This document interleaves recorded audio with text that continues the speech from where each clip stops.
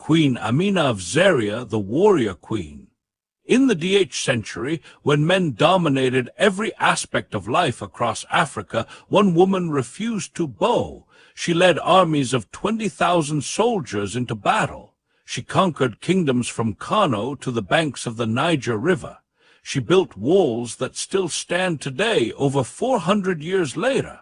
She never married. She never had children. And she took a lover in every conquered city, only to have him killed by dawn. Her name was Amina, and she was a woman as capable as any man. This is the story of Queen Amina of Zazzau, the warrior queen who expanded her kingdom to its greatest borders in history and became a legend that would inspire warrior princesses for centuries to come. Part 1. The Birth of a Warrior. Around the year 1533, in the prosperous city-state of Zazzau, what we now call Zaria in Kaduna State, a royal child was born. Her name was Amina, meaning truthful and honest. She was the eldest daughter of King Nikatau, the 22nd ruler of Zazzau, and Queen Bakwachurunku, a powerful woman who would later found the Zazzau kingdom. Amina had two siblings, a younger brother named Karama and a sister named Zaria, after whom the British would later rename the city. But from the very beginning, it was clear that Amina was different.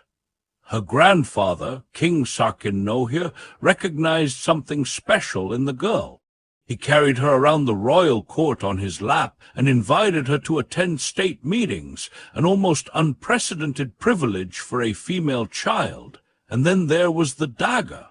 One day, Amina's grandmother, Marka, caught the young princess holding a dagger. It wasn't the fact that she had a weapon that shocked her grandmother. It was the way she held it. Exactly the way a warrior would. From that moment, everyone knew this was no ordinary princess. At age 16, Amina was named Magajia, heir apparent to the throne, and was given 40 female slaves as part of her royal household. Word of the young princess's beauty and power spread across Hausa land. Suitors came from every direction, bearing extravagant gifts. The Makama offered a daily gift of 10 slaves for her hand. The Sarkin Kano, the king of Kano, went even further, 50 male slaves, 50 female slaves, and 50 bags of white and blue cloth. But Amina refused them all. She had no interest in marriage. She had no interest in children. Her passion was something else entirely. War. Part 2. The Rise of a Warrior. While her mother Queen Bakwa ruled Zazzau in peace and prosperity, Amina honed her military skills. She trained tirelessly with the royal guard and the Zazzau military. She learned the art of cavalry warfare and the strategies of conquest. She fought alongside the soldiers and earned their respect. When her parents died around 1566, the throne passed not to Amina, but to her younger brother Karama, because in Hausa tradition the male heir took precedence. But Karama was wise enough to recognize his sister's talents. During Karama's 10-year reign, Amina became the leading warrior in the Zazzau cavalry. She distinguished herself in countless battles and gained notoriety across the region for her fearsome military skills. Her reputation grew, her legend spread. By the time her brother died in 1576, Amina had earned the complete loyalty of the Zazzau military. At the age of approximately 43, Amina ascended to the throne. She was now Queen Amina of Zazzau. Part 3. The Queen Who Never Stopped Fighting. Within just 3 months of being crowned, Queen Amina called her people together and gave them a simple command: resharpen your weapons. Then she led her army of 20,000 foot soldiers and 1,000 cavalry troops out of Zazzau, and she did not stop fighting for the next 34 years. Her goal was not just conquest for its own sake. Amina wanted to ensure safe passage for Hausa traders across the region. She wanted to control the trade routes that connected West Africa to Egypt and Mali, and she wanted Zazzau to become the most powerful kingdom in all of Hausa land. She conquered Kano. She conquered Katsina. She pushed southward to the great river Niger. She subdued the Nupe kingdom and the Jukan kingdom. She conquered the region known as Kasashan Bauchi, what is now Nigeria's middle belt. One by one, the cities of Hausaland fell before her. The Kano Chronicle, a detailed history of the city of Kano, records that Amina conquered all the towns as far as Kwararafa and Nupe, and in 1812, more than 200 years after her death, Sultan Bello of Sokoto wrote, "Strange things have happened in the history of the 7 Hausa states, and most strange of these is the extent of the possessions which God gave to Aminatu, daughter of the ruler of Zazzau. She waged war in the Hausa lands, and took them all so that the men of Katsina and the men of Kano brought her tribute. Zazzau under Queen Amina controlled more territory than ever before or since." Part 4. The Walls of Amina. Amina was not just a warrior, she was also an architect and a visionary. To protect her conquered territories and mark her new borders, Queen Amina ordered the construction of massive earthen walls around her cities and military camps. These walls became known across Hausaland as Ganuwar Amina, Amina's walls. Many of these walls still stand today, more than 400 years later. A 15-kilometer wall surrounding the modern city of Zaria dates back to Amina's reign, and traces of her fortifications can still be found across northern Nigeria. Part 5. The Woman Who Changed Warfare. Amina also revolutionized warfare in Hausaland. Her people of Zazzau were skilled metalworkers. They could forge iron and work with metal in ways that other kingdoms could not match. Amina introduced metal armor to her army, including iron helmets and chain mail. She protected her soldiers while other armies fought unprotected. This innovation gave her army a decisive advantage. With 20,000 soldiers, fearsome cavalry, and superior armor, Queen Amina was virtually unstoppable. Beyond her conquests, Queen Amina also created trade routes throughout northern Africa. She is credited with introducing kola nut cultivation to the region and ensuring that Hausa traders could move safely between kingdoms. Zazzau became a major trading center.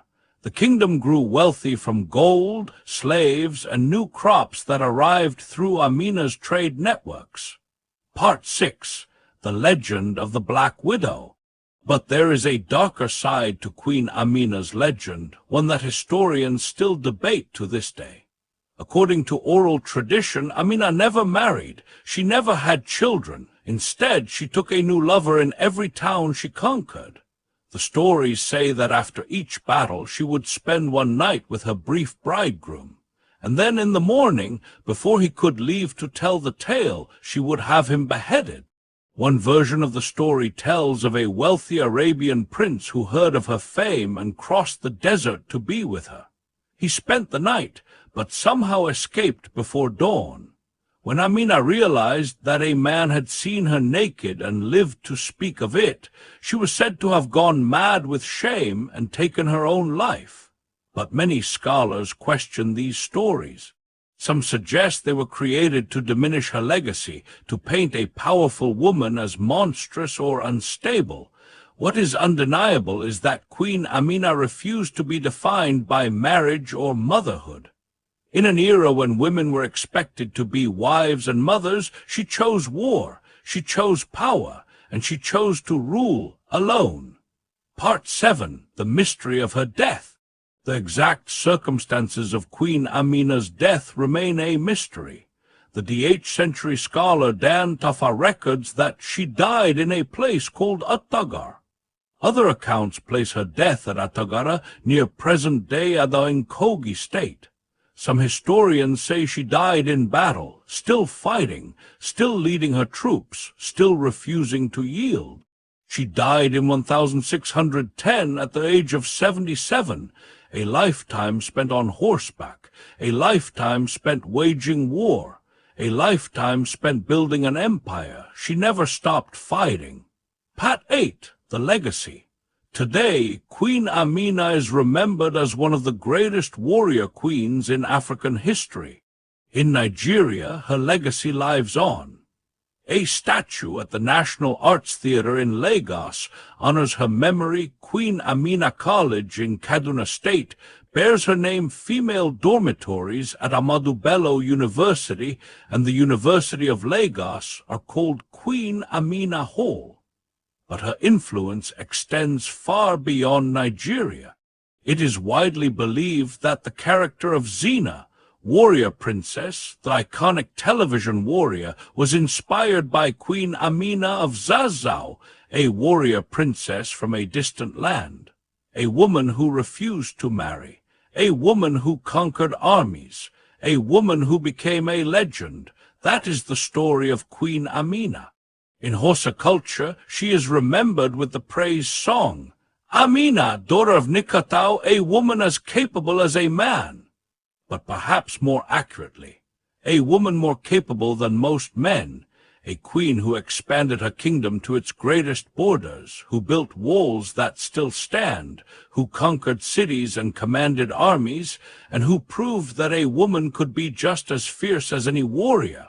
Historian Michael Crowder noted that after Amina's death, ruling-class Hausa women experienced a steady diminution in their influence and were systematically deprived of their authority. The British conquest of Zazzau in 1904 would eventually sweep away much of what she built, but her walls remain, her legend remains, and her name remains, spoken with pride across Nigeria and the African diaspora.